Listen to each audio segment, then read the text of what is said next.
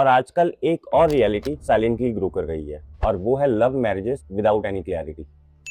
दो लोग मिलते हैं, डिसाइड करते हैं कि साथ रहना है और डायरेक्टली शादी कर लेते हैं। सब कुछ ठीक लगता है जब तक सब ठीक चल रहा हो, पर ग्राउंड रियलिटी थोड़ी डिफरेंट होती है। आइए समझते हैं। देखिए, शादी सिर्फ रिचुअल से कंप्लीट नहीं होती, लॉ के हिसाब से वैलिड होना भी इक्वली इंपॉर्टेंट है। जैसे हिंदूज के लिए हिंदू मैरिज एक्ट 1955, मुस्लिम्स के लिए मुस्लिम पर्सनल लॉ शरीयत के under application act 1937 and civil roots के लिए स्पेशल मैरिज एक्ट, जिसकी बेसिक लीगल रिक्वायरमेंट बहुत ही क्लियर है। लड़की की एज 21 प्लस होनी चाहिए, लड़की की एज 18 प्लस होनी चाहिए, दोनों का फ्री कंसेंट होना चाहिए और दोनों में से पहले किसी की भी शादी ना हुई हो। अगर ये कंप्लाई ना हुआ तो शादी लीगली चैलेंज हो सकती है। और सबसे कॉमन मिस्टेक, रजिस्ट्रेशन इग्नोर करना। कई लोग सोचते हैं कि शादी तो हो गई है, काफी है, लेकिन ऐसा बिल्कुल नहीं है। अनरजिस्टर्ड मैरिज का मतलब है फ्यूचर में आने वाले प्रूफ के लिए स्ट्रगल, और कोर्ट में फिर रिलाय करना पड़ता है फोटो, विटनेस और सर्कमस्टेंसेस के आधार पर। इससे प्रोसेस लंबा तो होता है, साथ ही साथ अननेसेसरी कॉम्प्लिकेशंस भी क्रिएट होती हैं, क्योंकि जब डिस्प्यूट आता है ना, तब रियल इंपैक्ट दिखाई देता है। यही छोटे छोटे इश्यूज एस्केलेट होते होते एफआईआर में कन्वर्ट हो जाते हैं, और यहाँ पे मैरिड कपल्स तुरंत पैनिक करना स्टार्ट करते हैं। और रियलिटी फिर मैं बताता हूँ कि हर एफआईआर अरेस्ट नहीं होता, क्योंकि सुप्रीम कोर्ट ने क्लियर गाइडलाइंस दी है Arnesh Kumar versus state of Bihar में कि पुलिस को पहले इंक्वायरी करनी होती है, डायरेक्ट अरेस्ट अवॉइड करना होता है, और जरूरत पड़ी तो 41A के अंडर नोटिस सर्व करना पड़ता है। इसका मतलब लॉ प्रोसेस ड्रिवन है,